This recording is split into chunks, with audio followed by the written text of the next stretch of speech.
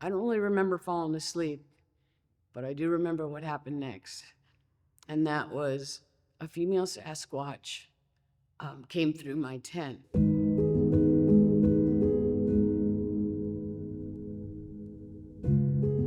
How I got it kind of plugged in to the Sasquatch community or Sasquatch researching is it was a thought placement. Actually, I was at school one day. I'm a paraeducator for a local school in Kingston, and the thought placement came to me to go to the library, get a book on Bigfoot. I didn't really question it too much because it is was way back an interest of mine. So I went to the library because I had access to it, and I found the only book I could on Bigfoot, and it was amazing. It was the facts and myths on Bigfoot. And so I read that. After I read that, I couldn't get enough.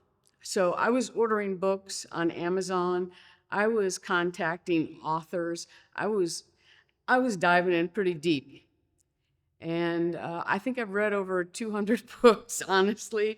That includes articles, everything I could get my hands on, and watching different podcasts. And I just was so enamored by them that I wanted to have a relationship with them. And so I reached out to one of the authors, Kawani Lapsaritis. He wrote the Psychic Sasquatch, and he was able to connect me with a local clan.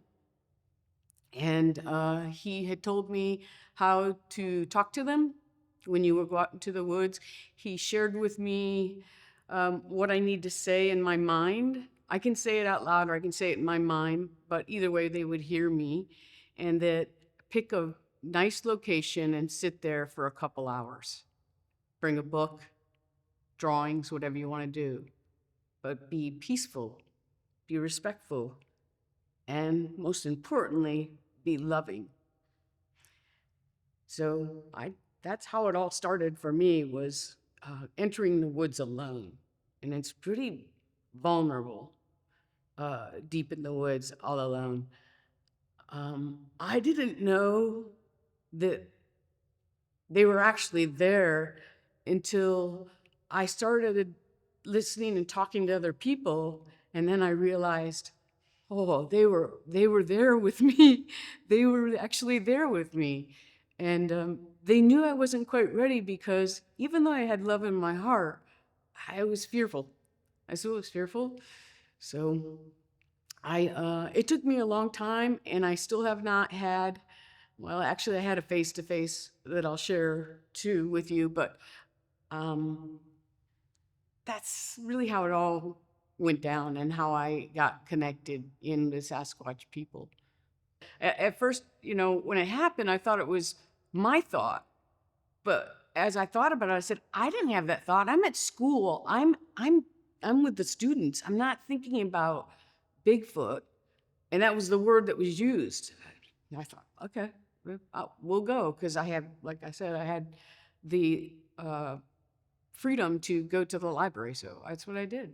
I mean, I love the outdoors. I love nature, but I'm close to the woods, not quite entering in kind of person. To go deep into the forest by myself is really putting myself out there and really putting myself in a vulnerable position. And it's not comfortable. It's not comfortable at all. Yeah. So no, I was, but wasn't. I didn't even camp. I mean, I wasn't even a camper. How it evolved and how I was able to just continue down that path and learn about them, well, it's actually a simple answer. I opened up. I opened my mind to things, probably for the first time in a long time, because my whole career has been military, 27 years of Air Force and Coast Guard. And so I was very accustomed to judging things, very accustomed to, um, playing that military role. And it's rigid. It's not too flexible. So I opened myself up, and that's how this started to happen. I started to connect myself with people that were already in contact with the Sasquatch people, and I was also told, and I think this is really important. Once you start reading about them, and once you start just opening that window or that in your mind, in your heart about them, they will come. They will be there. They've always been there. Yeah. And so as I look back on it now and how it all threaded together, it was threaded together by other people, synchronicities, dreams, social media, books, and most important, to the Sasquatch people, is connections with my own people that I haven't had before. Being able to be vulnerable with people and share your experiences with them in the circles that will allow it. They've changed me. I used to be a pretty hardcore Christian, and I felt bad for people that didn't know Jesus, because even though I still truly believe in Jesus and God, source, it's all there. We're all connected to God, source, Jesus, everyone and everything. And so they've taught me this by having my own spiritual journey, because that's what it's all about. Yes, they want a relationship back with us. They want us to know Big Brother and Big Sister is right there for us, but they're not going to step out until we do the work that we need to do. And that's all humanity. If we're all connected and we all need to learn from each other, why can't we question things so that we can better understand? So that was a kind of a red flag to me, that it's not all that it wants to be as far as the church community. And I think the intent is there for some people, but for some people it's not. And that really clouds the energy, that flow in the congregation. And we pick up on energy. We feel that, especially as kids. So we know that there's not all truth in what's being shared to us, but we don't question it because we're not allowed to. Yeah. And to go really deep into the religion, let's go right to the Vatican, because the Vatican has a lot of this information about the UFOs, about the beings from other planets, about, and I would even venture to say the Sasquatch is part of that, because there's so many beings, people from other planets that we haven't met. We're not ready, not yet. Some of the life-changing experiences that I've had is I've become more loving. I am not quick to judge. I'm working right now on, because I feel it's the most important part of humanity, and that's understanding consciousness. And the way that I feel we can do this is by, we leave our bodies every night. And if we can travel with an OBE, an out-of-body experience, we are then connected to the entire universe with our soul, our spirit, our light body is then connected to everything, and we can experience it all. And so those are, I mean, I said that very quickly, but honestly, it's about not judging people, opening your heart, and then reaching even deeper on your journey. On my journey, it's been eye-opening, tears, joy, laughter. Just, it's been fun and it's been hard. It's not easy at all, but worth every step that I have taken on this journey and continue to take.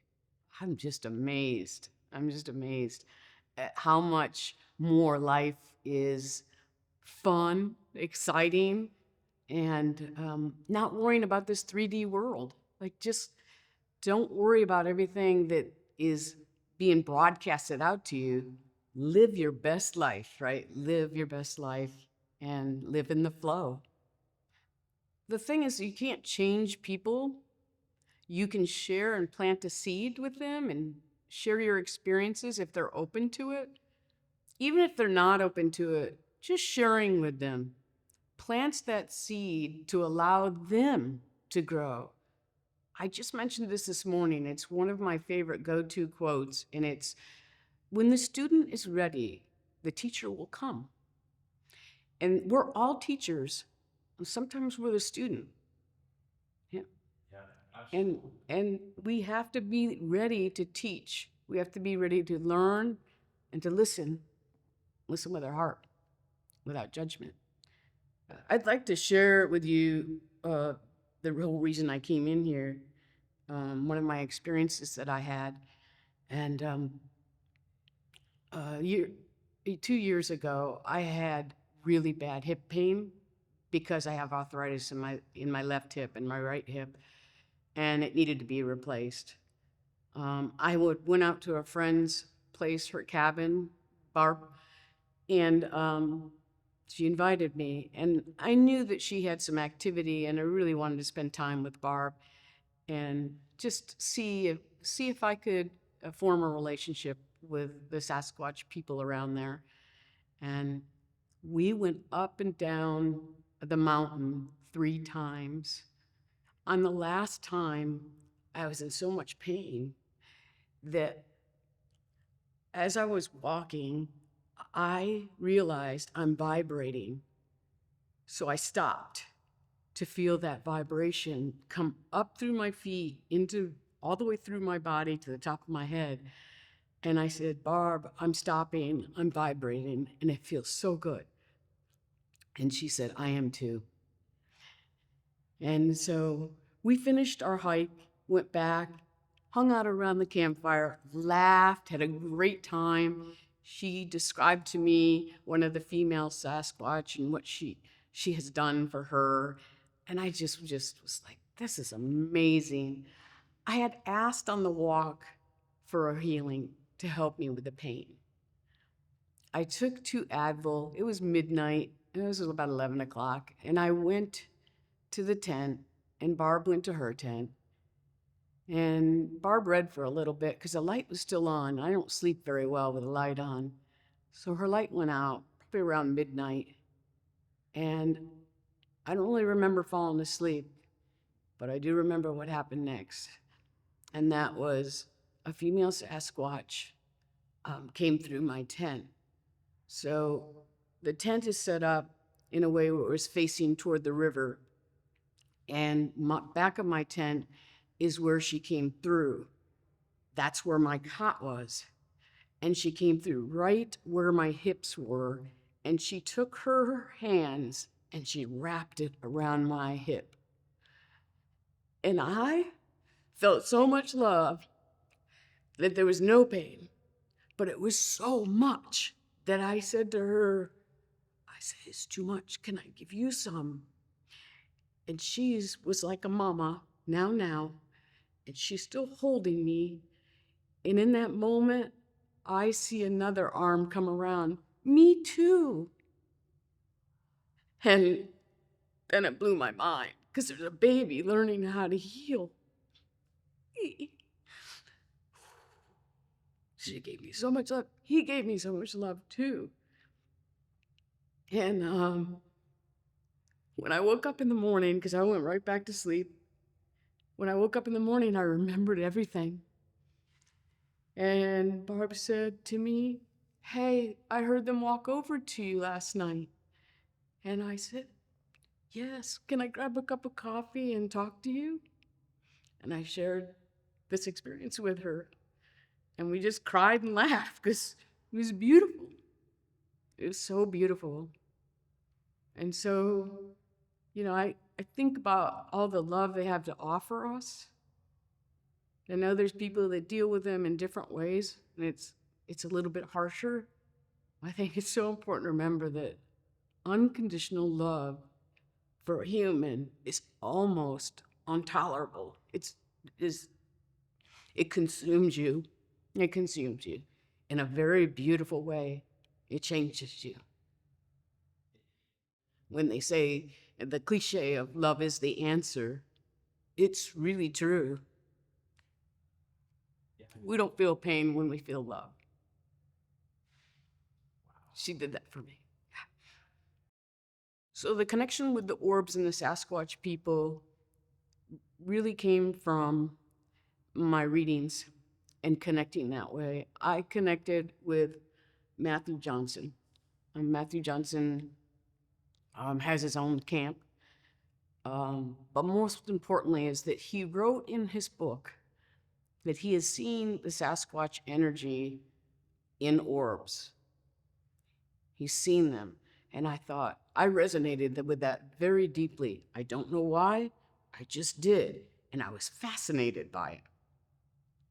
So I decided to go and camp at his place. He was all on board with it. He had one stipulation, and that was that you had to sleep outside on a cot, sleeping bag, and a pillow, and that's it.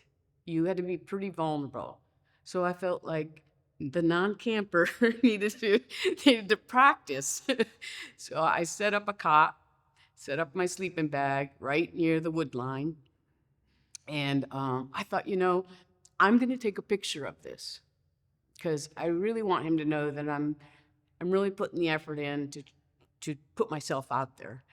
And so I took the first photograph, and it didn't have the wood line in it. I have to take another one. Immediately the thought came, take another one, have the wood lines.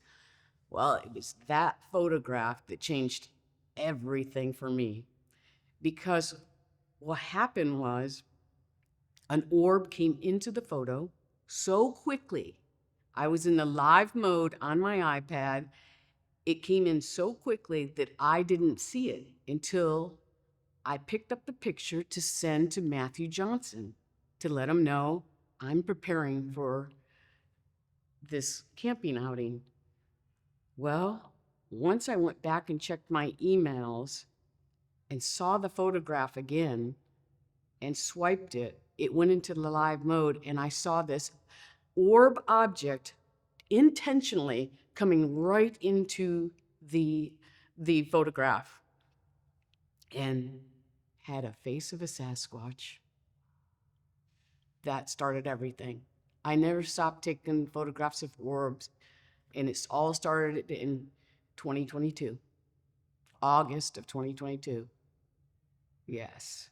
And there's some synchronicities to the numbers too. My mother had passed in 11 August of 2011. And so when you subtract or add that, it comes out to 1111. And I'm getting chills now because when you see that, you know you are on your right path. They are with you. The angels are with you. You are connected. Orbs aren't just dust. It's conscious. It's a sentient. It's a being. Not all orbs are Sasquatch. There's many different angels can come in orb form. My parents came in orb form, and I have those photos as well. Yeah, my dog came back in orb form. They wanted me to know, keep going, because we're going to keep showing. You keep teaching. Keep showing people, because that in itself is the most beautiful consciousness. It's the quickest way to travel. We aren't our bodies.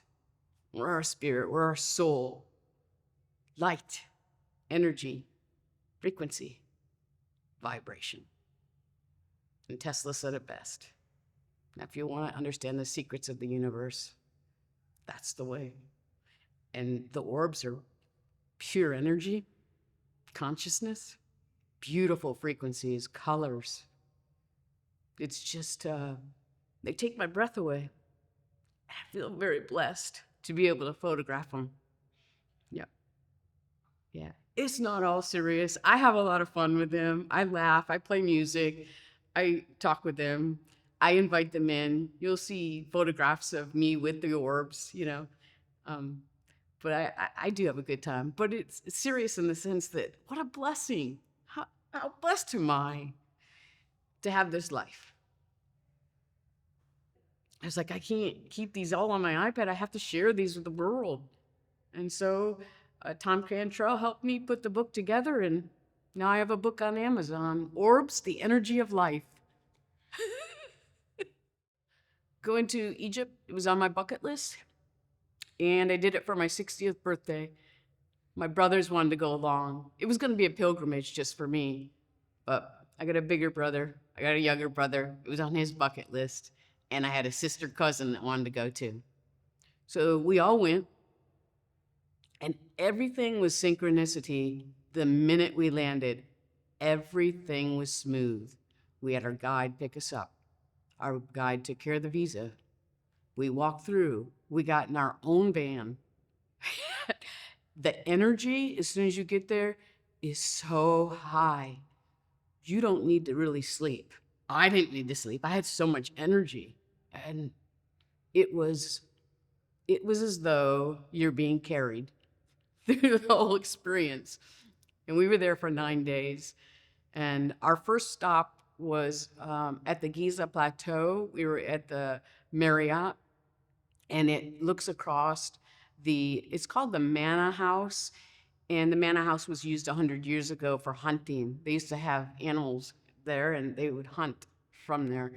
But at any rate, it's a beautiful property, and it's like 100 yards from the pyramid, the Great Pyramid. So when you have dinner out on the patio, you're with the pyramid. You're there, and you can feel that energy. So I had this great idea about photographing orbs. Since I was already taking photos of orbs, I wanted to know. I wanted to know if they would be there. I think my soul already knew they were there.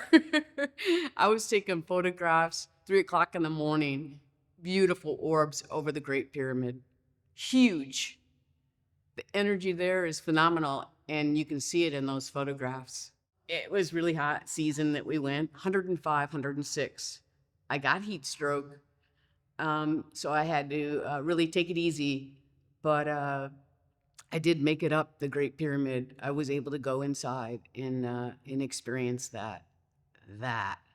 Talk about energy. If I had had my camera in there, I was told not to take it in there, but here's the beauty, Brett. It was just me and my brother up there. Synchronicities. That place, there's always a line, and it's a steep line because you're going up this small little ladder-like platform all the way to the king's chamber, and there was nobody on it. Nobody. Yep. 8 people we saw.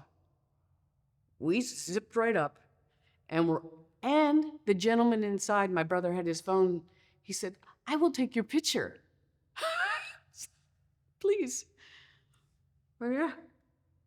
We have pictures inside the king's chamber, which is just phenomenal.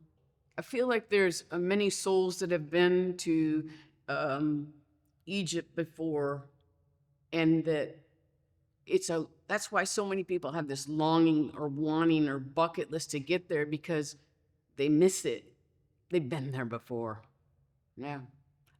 Because that had to have been a huge population, so many people. So, yeah, I think that's part of the reason. It's just one of those places that it's like a mecca.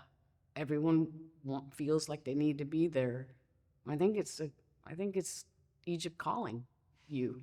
I think it's connected to the cosmos, and that we have this deep connection to our star brothers and sisters, and it draws us right back.